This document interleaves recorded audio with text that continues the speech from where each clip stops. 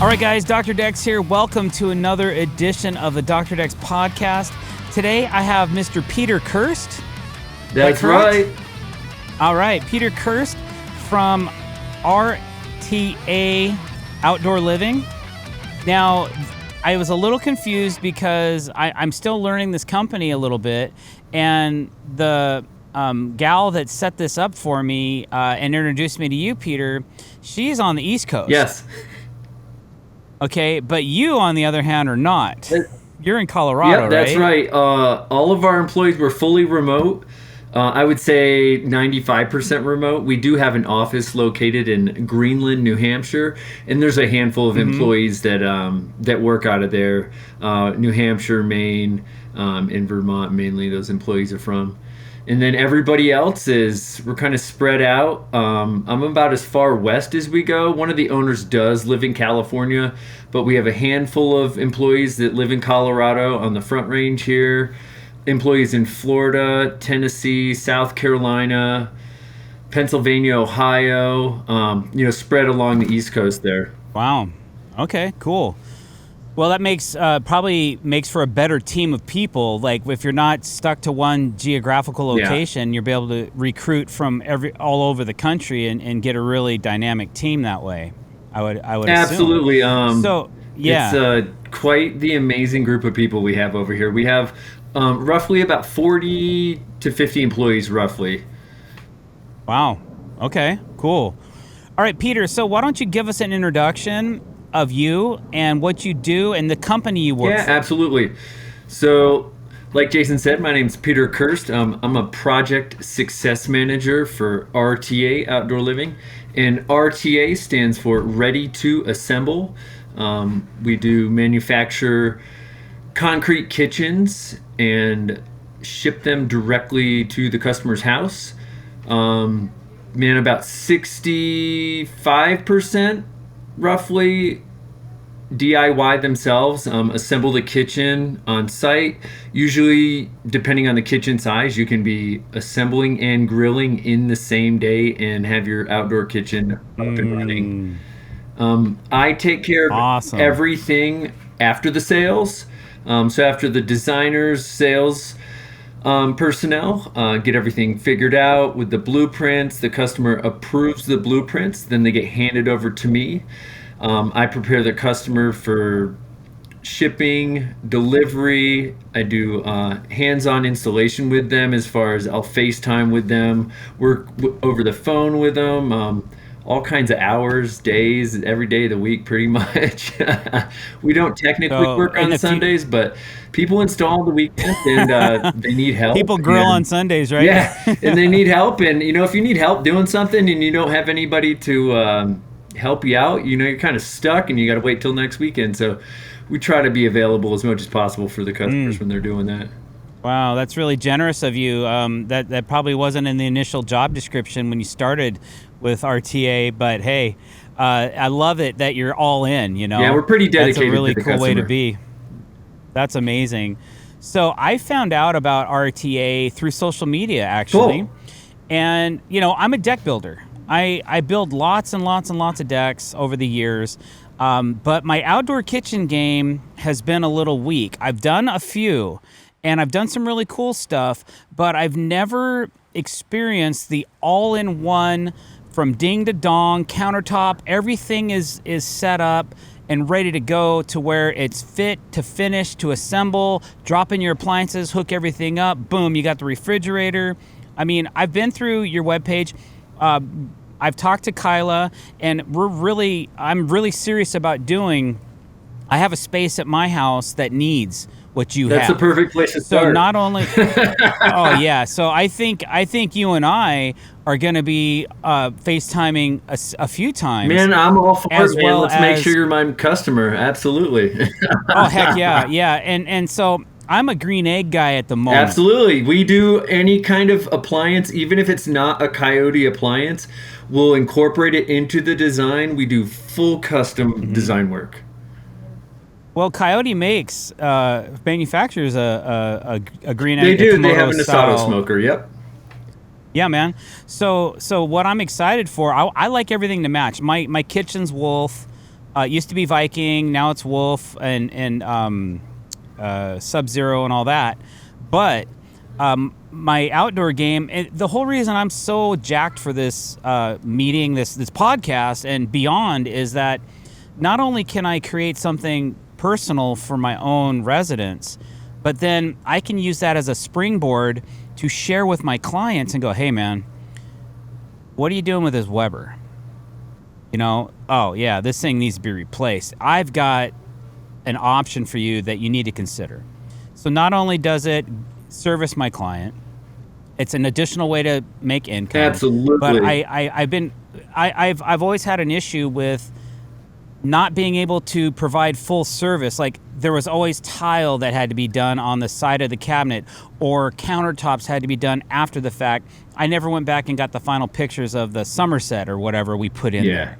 So I'm really excited about this opportunity to talk to you, learn more about everything that's going on with your products. And I want everybody to hear what you guys are having for us to...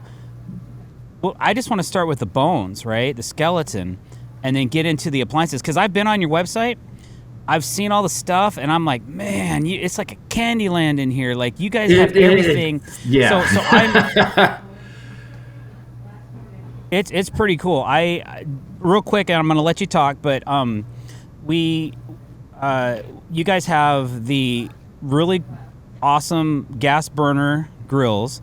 Then you have the electric smokers, which I have a Traeger. So I have a big green egg, I've got a Traeger, I have a gas barbecue, and then I had a really big smoker, which I hardly ever used. You could do like 4 turkeys in it. I've recently dished all of it except for the egg, and the egg's on its last legs. I get that baby up to 800 degrees, and I crack things. I break the porcelain inside of it and all that. So, but my steaks are, they're pretty good. So I'm not going to brag, but my wife's always like, she says she's a steak snob because I cook a better steak than most steakhouses do. I believe it. But I can't do that with everything, just steak. No, that right, man, so I'm on the Peter, same page. Like it's all about the reverse sear.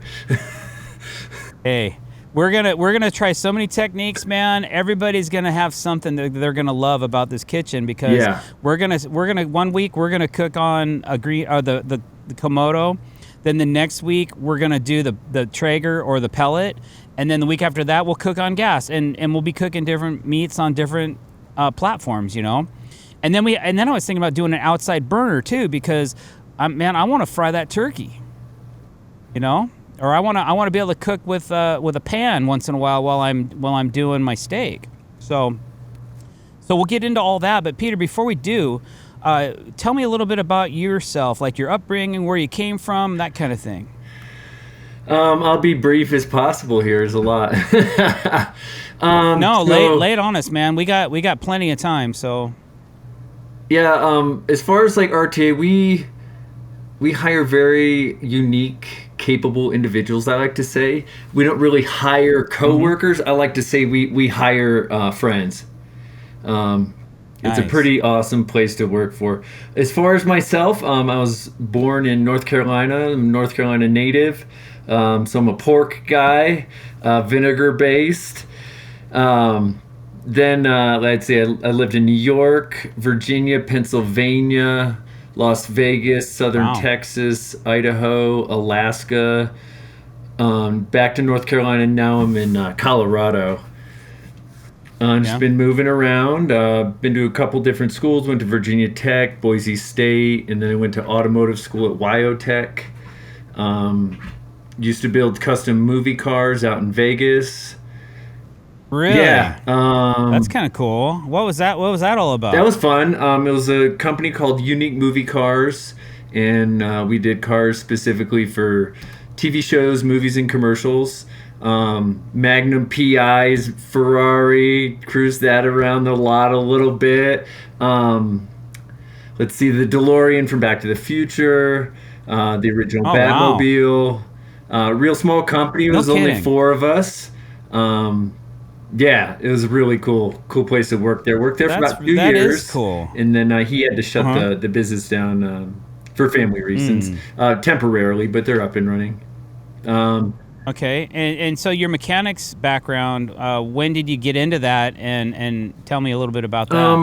Probably around, probably about 30 years ago. When I was in Mm-hmm. high school, just really have always been into cars. After I went to Virginia Tech, then I went to automotive school. While I was at Virginia Tech, I bought a classic Bronco and learned everything there is about being a classic car owner and dealing with rust repair, old old motors with carburetors.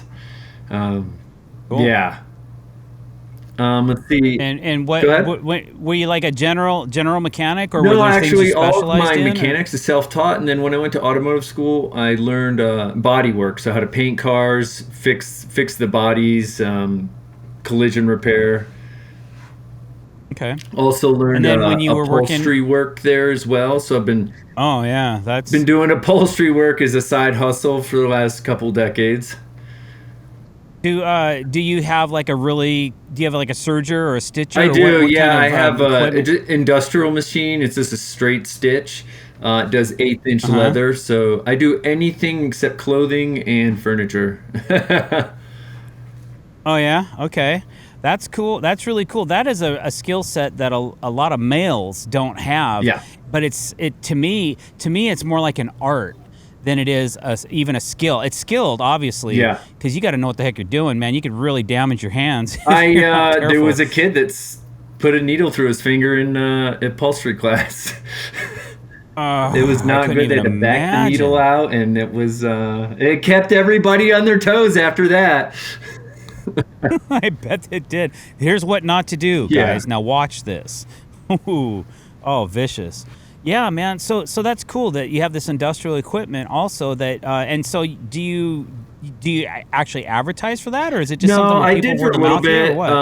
I had a upfront business for a couple of years, and I just my interests went elsewhere, and I found that personally, I'm just not cut out to. I don't want to say cut out, but I don't enjoy being a business owner. It's just too much too Some much people don't, extra to man. do. It's a I'd lot. rather work for somebody else and provide exceptional service and products for somebody. Good for you. Yeah. Okay, cool. So, what was your high school days like? Were you into sports or academics or partying or what? Yeah, I went to boarding military school for all of my high school. Oh, was that chosen by your parents or by you It's or mainly my um parents were like, "Hey, you should consider this. Why don't we go check the school out?" I was like, "All right." Like they got a cool sports program. Um, so we went, checked the school out. I was kind of blown away. At 14 years old, I was like, "This is pretty cool." Like, get to hang out with all these other kids away from home. The sports programs were fantastic. They had a postgraduate program for sports as well. I played soccer a couple years, baseball. I was on the rifle team, so we would competitively oh, shoot cool. and then go to other military schools Wow. to compete against them. So you got to shoot guns at a young age. Yeah, actually, when I was young in New York, my dad kind of introduced me to target shooting. Well, Um, that's yeah, I was cool. about 8 or 9. Gun safety, all the Oh, all the good nice. stuff you should know. Yeah, Yeah, yeah. and then as far as other sports, I dove there. I was a diver on the swimming and diving team there for all 4 years, which brought me up to when I went to Virginia Tech. I was actually a Division 1 diver there for Virginia Tech. No kidding. Yeah. Did that help you through school at all? Did that help pay for your schooling or You know anything what? like It that? didn't. I looked at a few schools. I had some schools calling me for scholarships, but I thought Virginia Tech was awesome. Like you drive into Yeah. campus, there's cornfields on your left, there's cow pastures on your right. Um, yeah, it's just a really beautiful It is a place in really Blacksburg, good Virginia. There, It is a really good school. And what's their known? What do they specialize in as far as? Is there something academically that agriculture is and is look? engineering. Okay, all right. I resonate. Hey, if you hear some saw Hey, no cutting in worries, the my background, kid's at home. right on. We're live from the job Woo, site, yeah, we're man. doing a So remodel as well, so you're there might be some sawing in the cool. background. Cool. So you're our first guest at our new job site. Cool. So we just spent six months on one build, and yeah, now we're in this new location. So Wi-Fi was a little sketchy this afternoon, so I'm glad my son showed up You a little guys are early on so we site could at a get that job? ironed out before you showed up. We had to move locations. Yeah. Oh, that's awesome, man. Yeah, that's what makes our the podcast premium cool, place man. to do the podcast from. Heck yeah, it is. So, anyway, okay, so yeah, so Virginia Tech. So, did you get a 4-year degree there, or You know what? I studied graphic design for 4 years. And then I was in my senior year, and man, I don't know what it was. I literally stood up from my desk one day. I was like, "There's no way I'm going to work from behind a computer my whole life. Like, I can't do this. I gotta work outside, or I gotta work with my hands." And it's funny because I work remotely from behind a computer now. But man, well, it let me just explore so many different jobs and professions. I'm glad I did it. Like, I'm glad I wouldn't say quit, but resigned from school and then did the automotive Okay. thing. And then after that, when I went to Boise State, I studied art metals. So I became a jeweler, studied to be a jeweler, and then was a jeweler for several years. that's cool. Calvin, my son makes rings. Oh, He's a ring fantastic. maker as well. Oh, man, it's a blast, and it's like endless creativity. It's working with metal is awesome. Yeah. It's my favorite thing to do for sure.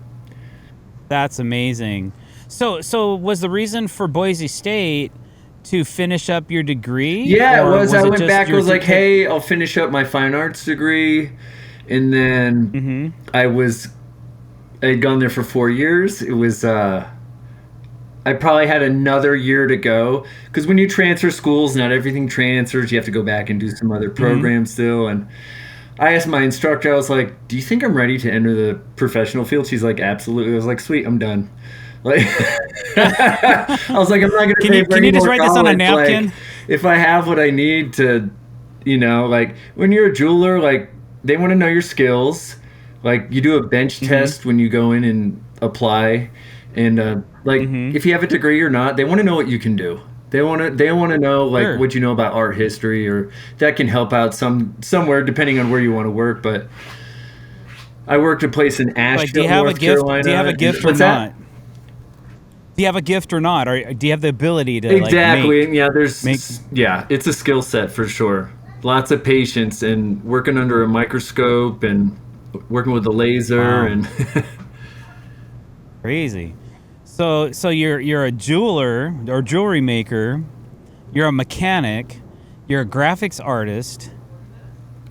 And then you said you got your you actually went to college for almost another 4 years, but you still didn't accept the degree. No, I actually got an associate's degree from the automotive school I went to in applied business management with collision refinishing technology. Cool. 10 years of school, associate's degree, you know? Wow. You don't look that old. 44. Good genetics, man. Good for you. Appreciate that. Smile and laugh as much as you can. Hey, I love it. I love it. Okay, so, wow, that's some really awesome history. Okay, so, did you do the mechanics in between the college stints? I did.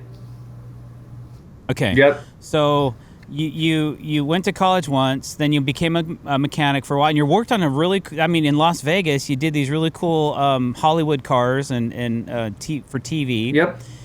And then I met my former wife. We met in Las Vegas. Then we moved to Brownsville, Texas, southernmost town in Texas there, on the border by the sea. She was a veterinarian pursuing a zoo vet career. So there was an associate zoo vet position open down there. So we packed everything up, went down there for her career. And then I was doing body work down there, and it was pretty tough for me. Nobody spoke English. My Spanish was pretty minimal from 3 years in high school. Only my boss spoke English, so it was a lot of charades trying to with my coworkers. Like I need, this, that, and like trying to get tools and borrow them from them. So I've always been a huge, like, passionate for like the outdoors, hiking, backpacking, camping. So I was like, well, can I become a guide? Like, so I applied for these guide positions, different places, and I finally landed an interview north of Houston, which was like 10 hours north because it was just north of Houston. So it was like 10 hours from Brownsville. So I got the job. It was working with troubled teens out in the woods.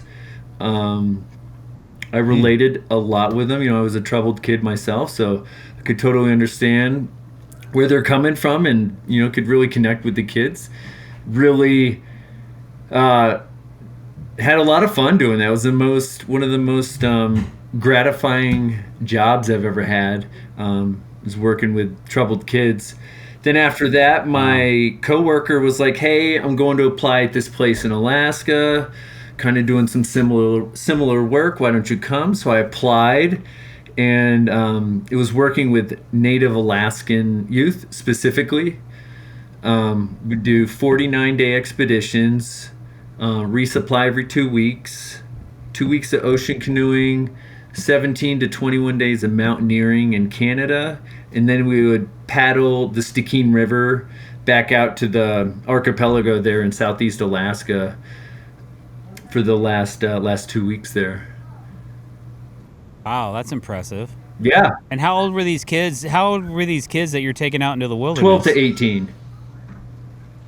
Man, that's awesome. They must really feel some sense of accomplishment after completing a task like Yeah, that. it's crazy. Some of the kids in Alaska, they live so far north, and there's a tree line in Alaska. Like once you get to a certain latitude, the trees do not grow anymore, and it's pretty distinctive when you drive by it. It's literally like trees and then no trees. You're in the tundra. Some of these kids have never seen like big trees before because they've never traveled that far south in Alaska. And then down in southeast Alaska is the Tongass National Forest, which is the northernmost rainforest in North America. And you got huge Hmm. yellow cedar trees where you can get like 8 people around them at least. Like they're just humongous, and these kids are just in awe. And it's just a wonderful experience for the state and the federal government to fund this for the native Yeah, youth. really cool. That's really cool. All right, so then where'd you end up after that? After that, I started. We moved to Idaho, and then then I started guiding. Let's say did Boise State. Then after Boise State, I was guiding in Alaska off and on. Just Hmm. doing adventure guiding on the Kenai Peninsula. And then one summer, my boss called me and was like, "Hey, we've got a position open at Bear Camp. Do you think you want to go out there and guide for the summer?" And I was like, "Yes." I didn't even think about it. Like, I was like, "Yes." It's Hmm. an area they have over in Chinitna Bay that's on the other side of the Cook Inlet from Homer, and there's bear Okay. habitat over there. And the company that owned it at the time, Great Alaska Adventures, they had about 10 like cabin tents set up. It's full glamping, like heaters in the tents, queen size beds. We had like a chef on site.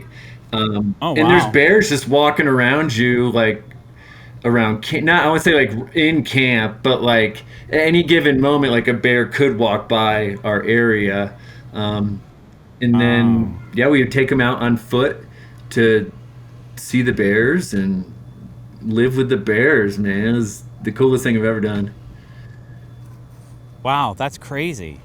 What kind of bears were they? These are coastal brown bears, and to give you a reference, down here in the 48, most people like grizzlies. They're like the biggest, wildest thing because that's all we have down here.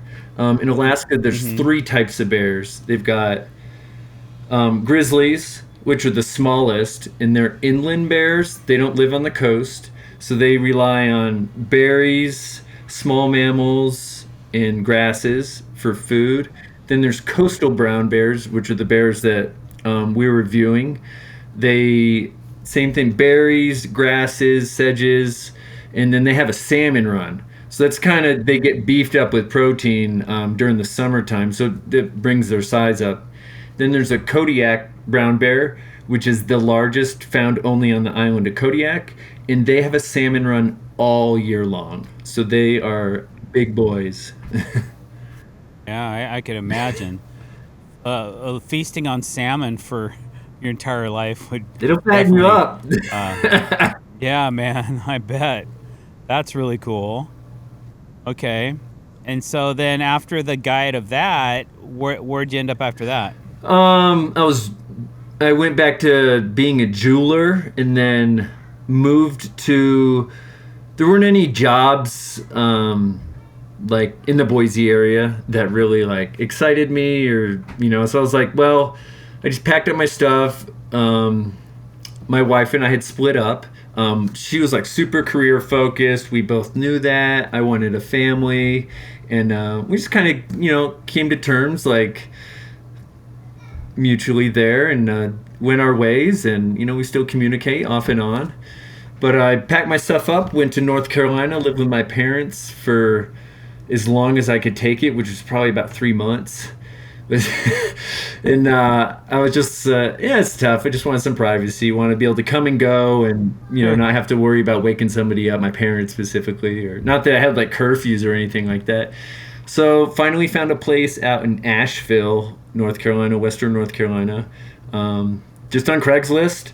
Found a room at a house to live in, and started looking for jobs. Found a job outside of Biltmore Village there, and I was doing custom jewelry there for a couple years.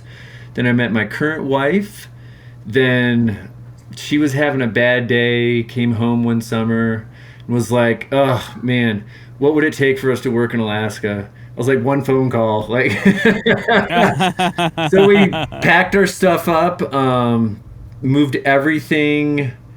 Well, actually, I'll back up real quick.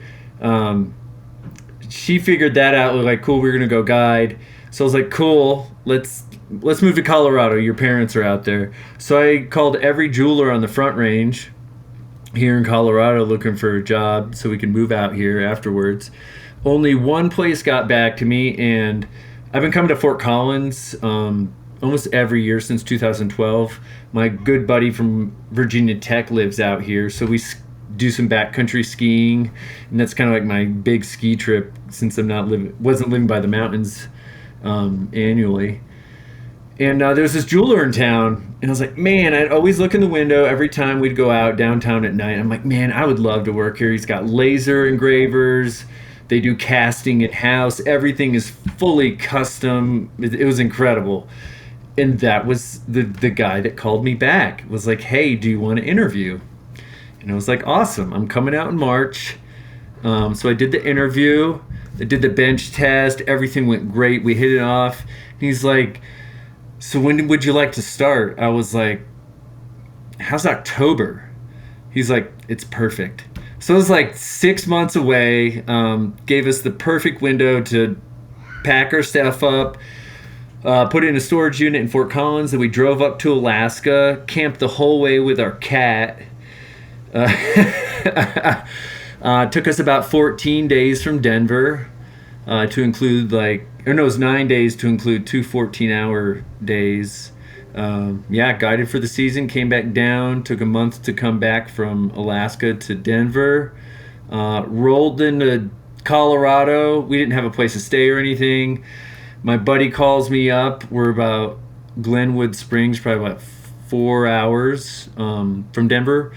And he's like, hey man, I heard you guys are looking for a place to stay. Do you want to take this place? We're like, yeah. So just landed in our lap, got real lucky, and moved into Fort Collins here, had a job going, and been here ever since 2017, so about 8 years now. We've got a Nice. 3.5-year-old now. Awesome. So when did RTA get involved in your life? Yeah. I was working at the jewelers, and my boss and I could not come to terms with payment and time off. And I was like, well, like, free time to me is extremely valuable. Like, being able to get out into nature, backpacking, camping, get me out of the cell service. So I was like, I was easy to walk away because I knew that stuff was very valuable to me, and I needed that in my life more than pay or the current job.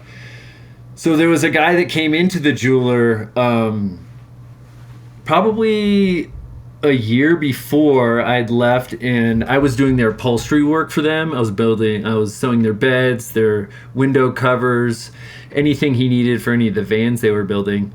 And I taught, there's like so much that goes on in my life. Sorry. All right. We're reflecting. Exactly. I started working at a gear shop after the jewelers. And then Matt, the owner of Adventure Vehicle Concepts, he's down in Loveland. He called me up and was like, hey, man, do you want to come build vans full time? I was like, yeah, sounds awesome. So I left the gear shop and built camper vans for about 2 years for him. Then I ended up working at another custom van shop here up in Fort Collins, Van Works. Worked there for about a year, and then in 2020, I asked my wife, I was like, hey, I want to find a job to work from home. Like Owen's, our son is, he was like, I don't know, 3-4 months old. I was like, man, I want to work from home like you do. I want to be here while he's here, watch him grow up. So I looked for a job for about 4 months. She was just amazing to, carry us financially for those 4 months. She thought I would never find a job working from home. She was like, had zero confidence. So I landed the job with RTA, and it was a huge celebration. And it was the most extensive, challenging, and demanding interview process I'd ever been through, for a good reason. Wow. Like I said before, we hire friends, not coworkers. It was 5 interviews. The first 4 were individual interviews, and then the 5th one was a panel of about 6 people.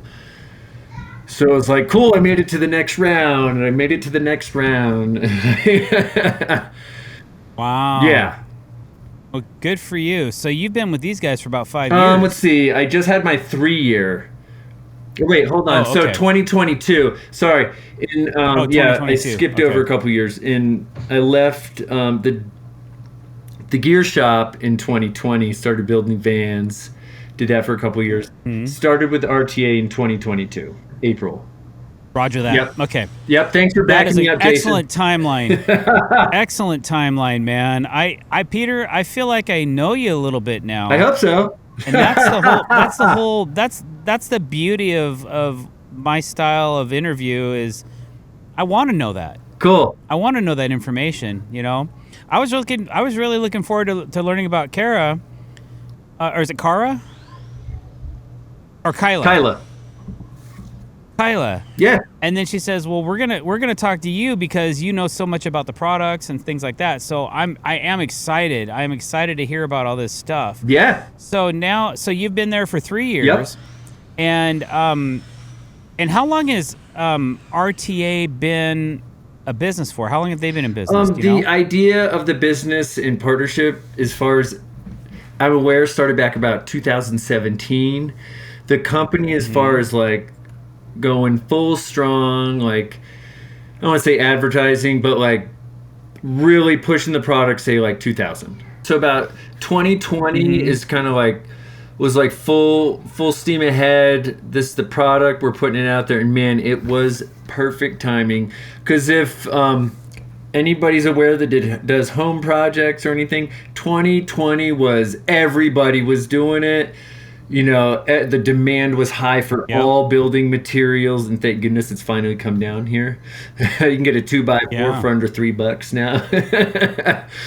No kidding. Plywood, though, man, it's kind of remained. Some of it's remained kind of high. Yeah. What I've noticed, but that's kind of crazy. So, yeah, when they started, RTA started, was it a full blown cabinet and appliances?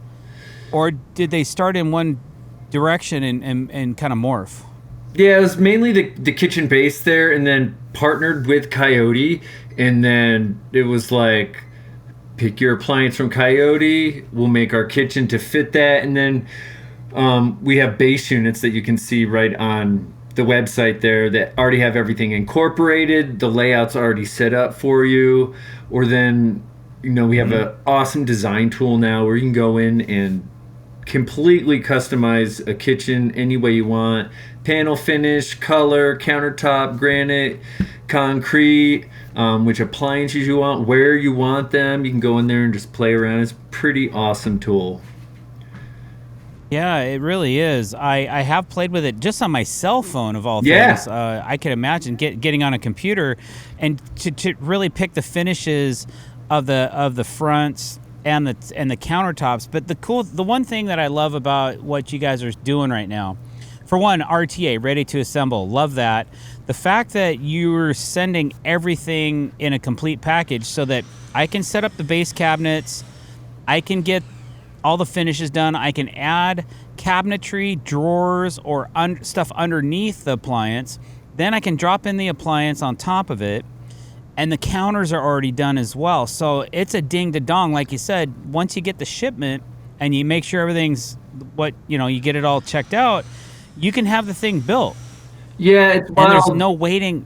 I can't tell you how many installs I've done, but it takes pretty much every time it takes longer to unpackage everything than it does to actually assemble it.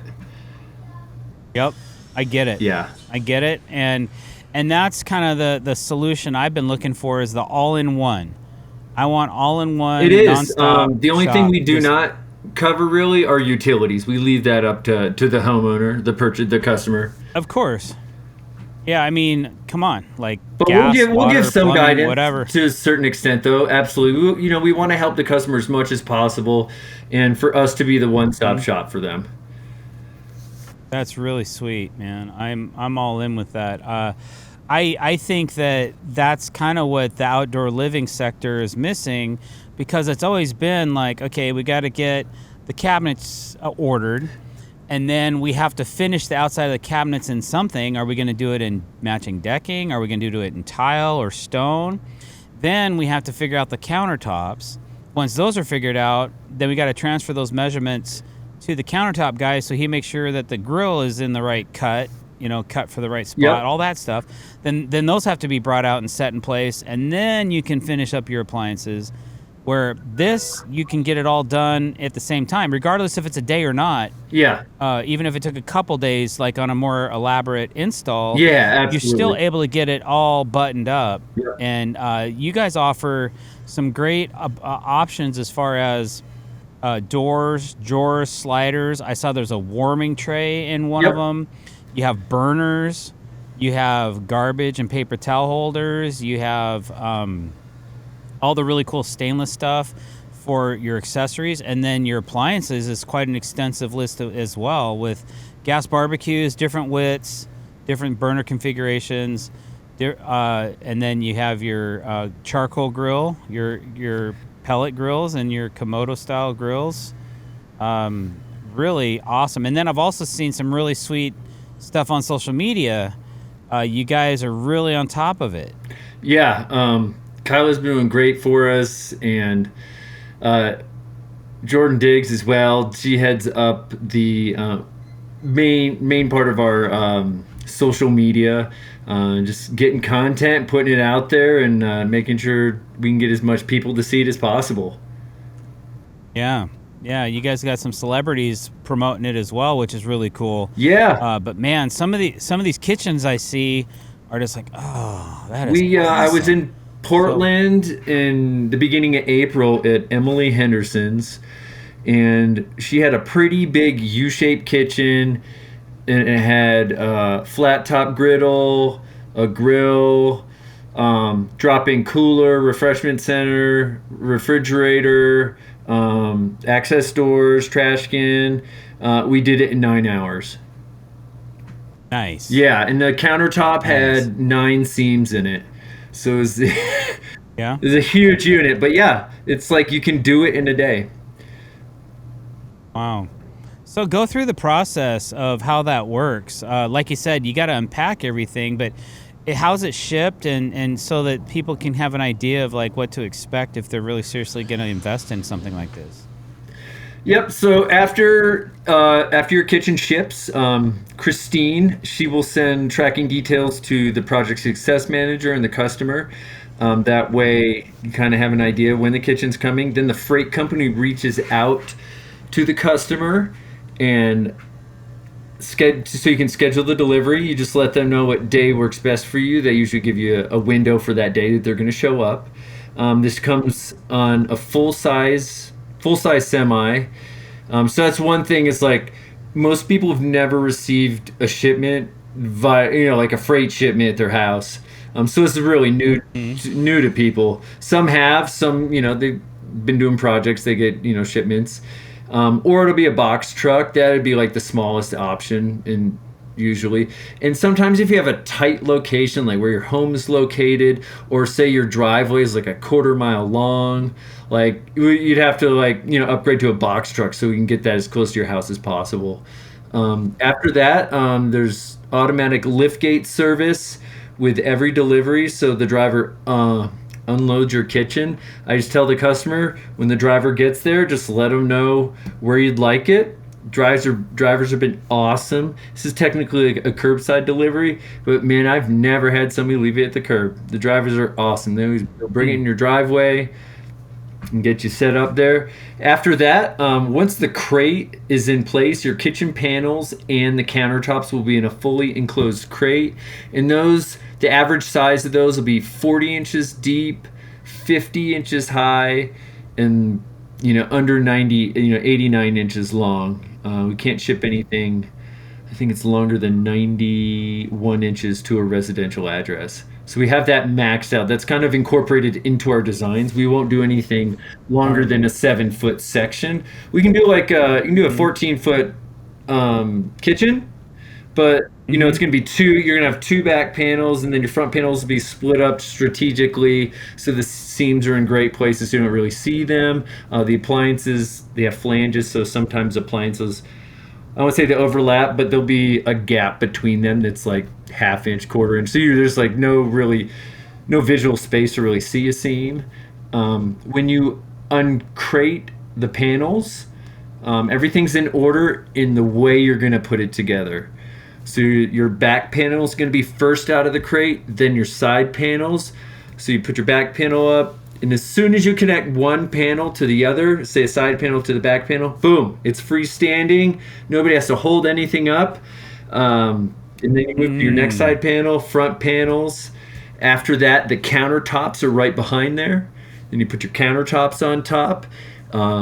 So hold on a sec. So the panels, like, do you choose the finish of the panels? Yes. Or do you have how many options for the panels are there? For there? the panels, we have a plank, reclaimed brick, stacked stone, modern stacked stone. We have a slat finish, a modern finish.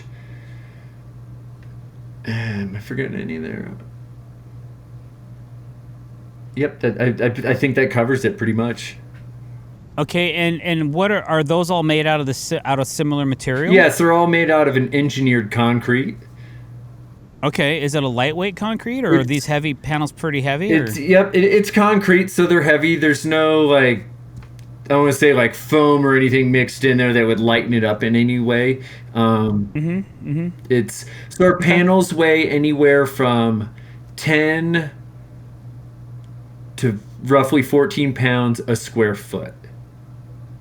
Okay. To give you a rough idea. Okay. All right. On the top end of a panel, which would be a 7-foot bar island, which is 39 inches by 84 inches, is going to weigh almost 300 pounds. Yeah, that's some. So there could be some weight. You're gonna need three people, and that would be with stacked stone, which is our heaviest profile. It varies in thickness from 3/4 of an inch to 1.5 inches, just to give it that real stacked stone look. Sure. Well, that's good to know though, because some people might think, "Oh yeah, I'm just gonna put these panels Yeah. together and knock it out." Me and my buddy, but 300 pounds, man, Yeah, but you're like gonna need a that's like third person. it's super. I would say it's super rare, but like I would say 90% of the panels can easily be carried by two people. You're gonna have those Okay. like maybe you have a big long countertop stretch, Mm-hmm. or like just your Sure. full solid back panel. But they're not all 7 feet. So if say you have an 8 foot kitchen, so you're gonna have two 4 foot sections. So you're just like Yeah, looking it's at easier to carry. like Yeah. 150 pounds, 130 pounds, that which is pretty manageable for able lifting Sure. people, two people to do. Plus, there's 100%. options in moving these panels. You don't have to carry them the whole distance. You can use a drywall cart. My favorite thing to use are lifting clamps, which is like Mm-hmm. something you can get on Amazon there for like $110, and it is a game changer. The lifting clamps, a We dolly. have we have Viking arms. We Yeah, have some of those. yeah. You can use a We have dolly. Viking arms and the DeWalt clamps. Yeah. Um, Yeah, and then there's also the compressed air ones, like oh yeah. those airbags. And then for like Yeah, use countertops, we've had those. some customers use suction cups. Okay.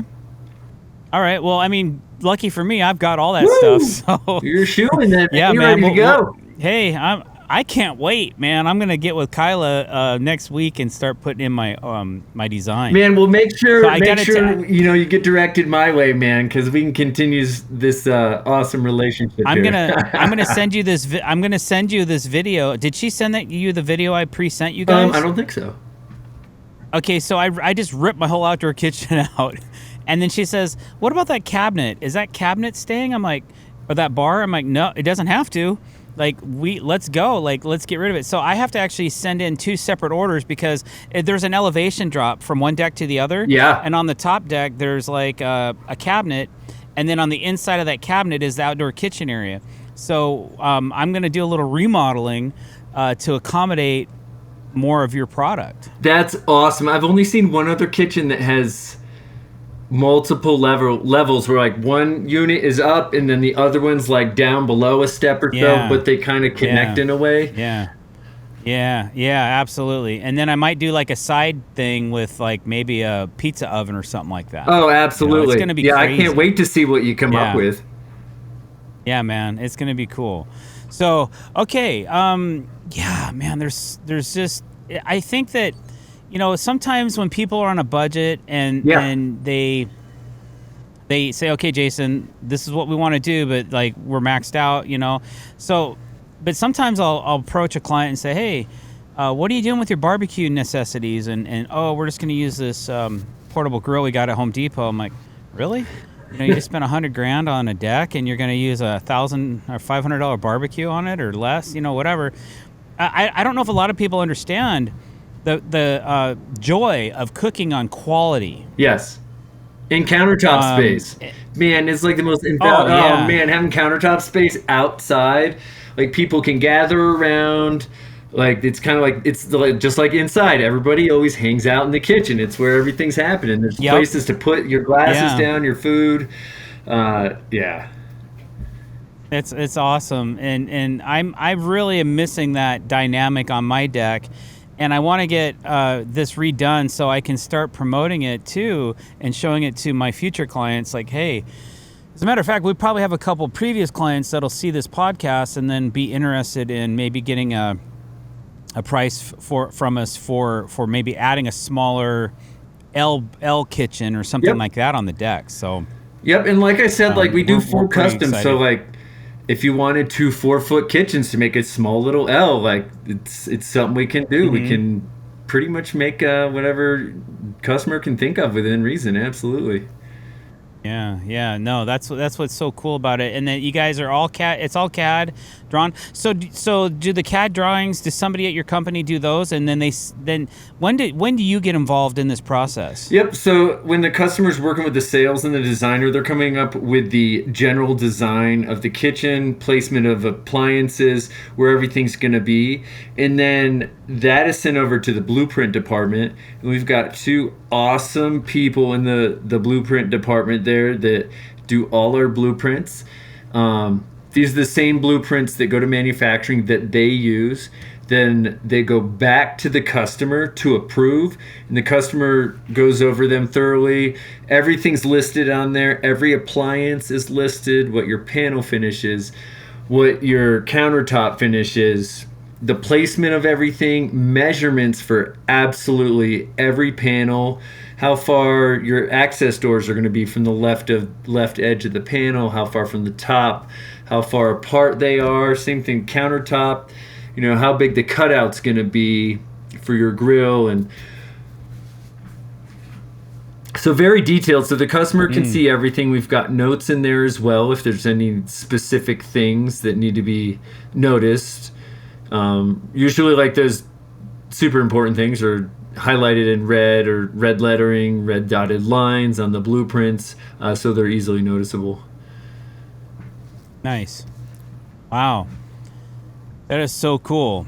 So you guys can do just a simple 4-foot barbecue island for just a barbecue. Yep. You can make it so it's built in and it has drawers, or it has like an access cabinet or something underneath, which you kind of need anyways to get the hookup done, right? Yeah, pretty much. All of the appliances are either, we do propane or natural gas. So you're going to choose which setup you want. So yeah, usually having access doors for, like, say, a propane setup with a 20-pound tank. And then there's also people that have they have full home propane setups. So they're going to have a larger than 20-pound tank. So then we send a specific regulator that you're going to hook up in line with your large propane tank that's going to go right to your grill unit. Cool. Got it. All right. And then so as far as like the cooking side, you have your gas style grill, and then you have a charcoal version of it as well. Yeah, we've got a charcoal. Looks exactly the same pretty much, except you're going to have a briquette tray in the bottom there to work with instead of having your grates. Essentially, you have grates on top, above the charcoal there, briquettes, but you don't have any burners essentially. And then you have an option for a pellet type grill as well. Yep. Which is similar to like a Traeger, but maybe a little bit nicer. Yeah, it's comparable. It does have its own special features. The Gen 3 grills, especially the pellet one, man, this thing is awesome. It gets up to temperature in like, I had a customer tell me he had a Gen 2 and now he's got a new Gen 3. He's like, this thing gets up to temperature in like 5 or 6 minutes. Really? Yeah, for a pellet smoker. Wow. I'm like, man, I'm waiting like 20 minutes on my Traeger. Yeah, right? Yeah. No kidding. I had a small Traeger, and it took forever to get to like 350 degrees. Yeah. Okay. All right. Well, quality. I mean, I know Coyote has a really high quality standard to their products. And then what else? What am I missing here? Oh, is the Komodo style grill that they have, is that a Coyote as well? Yeah, they have their specific one. It's an Asado, same style, green Asado. egg. Yep, it's got your ceramic base on the inside there. It's got your different racks and stuff you put on top. You've got your smoke adjuster on the top, and then ventilation door on the bottom. Yep, it's all about the airflow with those things, man. It's funny because, quick story. Yeah. We did a flower and garden show in Seattle. We participated for 2 years in this. It was pretty prestigious. It was a lot of work, and we actually hosted a garden, which I was just there to show off my decks and stuff. Yeah. And 1 year, it was Hollywood themed, so everybody picked a movie. And so they're going around the room. There's like 25 of us that are creating gardens, and they're like, "Oh, what's your Hollywood movie going to be?" And people are like, "Oh, we're going to go Gone with the Wind. We're doing Raiders of the Lost Ark." This other people are, "Oh, we're doing this cartoon Finding Nemo." And they come to me, and I'm like, "Hey, I'm Jason Russell. I'm Dr. Dex out of Tacoma, and we're going with the theme of Alien." Yeah, and everybody just kind of went quiet and like, ooh, and we did this alien themed garden. Yeah. It was nuts, man. We did all kinds of crazy stuff. And I had this local outdoor cooking and kitchen place sponsor us. and they supplied me with 2 medium-sized green eggs, and we packed them full of dirt and put plants in them and stuff. And that was the wrong thing to do, because then I had to buy them after the show, because I was supposed to give them back. But I took them home. I'm like, man, and I sat on it for 6 months, and then I was like, okay, I got to learn how to use this thing, because I spent the money on them. I might as well cook on them, right? Yeah, there's a learning curve. I pulled one of them sure. out of my shop.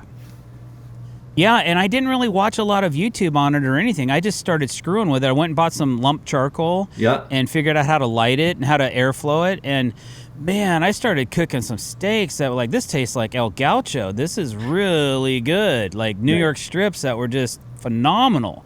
So I'm all in on that style of cooking. And chicken even tastes really good. And I know there's like a billion other things that you can be done on those. Yeah. But I really love the dynamic of being able to, like, if you have a 12-foot section of counter space, you can fit a full-on barbecue, a pellet, and your asado grill. Oh, yeah. All in that one spot. And then you can have the option of you don't have a lot of time, just fire up the gas. You want you want more smoky flavor, then go with the pellet. Yep. Or if you got some time and you really want to nurture that meat, throw it on the asado, man, and let it happen. And I just kind of I think all of my needs will be finally met, because that's kind of what I had going on my outdoor kitchen for a while. But things, they got old or worn out or whatever, and I have a covered space too. We haven't really talked about that at all. Is a lot of your outdoor kitchens are designed to be in the elements. Absolutely. Everything's designed to be outside. That is really important to know. Like, you don't have to have a covered space to do a full-on ding-to-dong, here's the delivery, set it up outside in the weather, and you can start cooking on it. And then if it rains tonight, no harm, no foul. Nothing's going to get damaged. Nothing's going to get hurt. Yeah, all our countertops come pre-sealed. The granite comes pre-sealed from the factory. Same thing with the concrete tops. And then we have resealing instructions and guides for that, down the road, depending on use and exposure. That's really cool. And again, just showing the longevity of the product is good. Is there anything else that you want to tell us, or that you want to broadcast or talk about the company, or how do we get who should we get a hold of if we're really interested in getting entertaining a quote or that kind of thing? Just going to the website pretty much is the best place to start.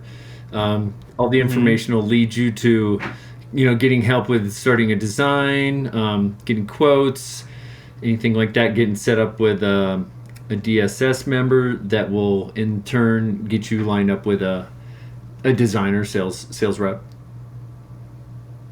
Okay. Because you guys are really on top of that stuff. You're on the ball. I like the fact that I was able to, when I was just doing an inquiry about if you guys would, be interested in doing the podcast, and I just heard back right away. So I love the fact that you guys are really interactive. Not only with your website.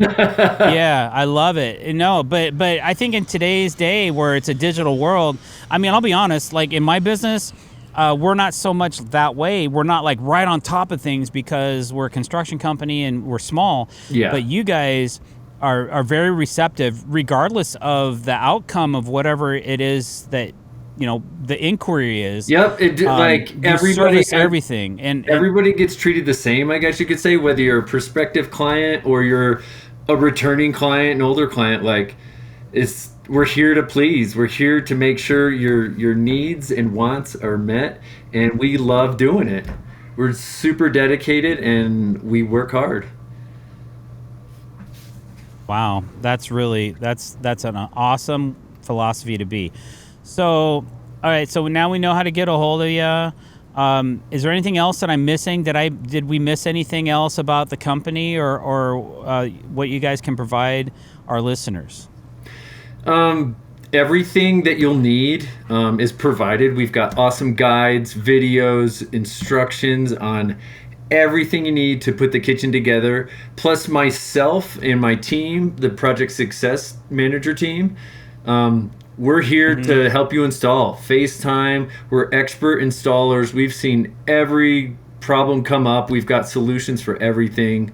Go for it. If you're questioning putting a kitchen together by yourself, we are here to help out. Don't think you're alone doing it once you get the product. And we're there beyond. Like, you know, I call my customers up. I got so many customers I call up like 3-4 months later, like, how's it going, Jeff? How's the kitchen? You know, you gotten the family over? You know, how's your flat top griddle doing? You know, is everything, you know, how's your pool? You like in the setup, the location? You know, just obviously, like, or honestly, like, really enjoy getting to know customers. Like doing the kitchen and like helping them as far as like a product and then buying it, like building a relationship with them. It's like, what do you like to do? Oh, you like to play golf? How's the golf swing? Like, how's your golf game? Like, you're traveling or you're going to Italy? Like, you know, what'd you like to do on your trip? Like, there's just so much more to engage with a customer than just like the product that they bought. Like, they're people just like us. Like, we love to see what everybody's doing. These are like my new friends. Like, that is really amazing, man. I am really excited to develop this this relationship with RTA. And man, Peter, thank you so much for being on our podcast. My pleasure. But if I do want to talk to you, a little bit about pricing. But we're out of time. So if you guys want to hear more, about pricing, you're going to have to come over to our Patreon channel and subscribe, guys, because we're going to go into all of that next. So stay tuned. Peter, thanks again for being on the Dr. Dex podcast. We really appreciate you. I really have a much better understanding of your company, about you as well. Thank you for your backstory. That was awesome. Okay, guys. So that concludes another episode of the Dr. Dex podcast. Thanks so much, Peter. I'll talk to you soon. Have a great day.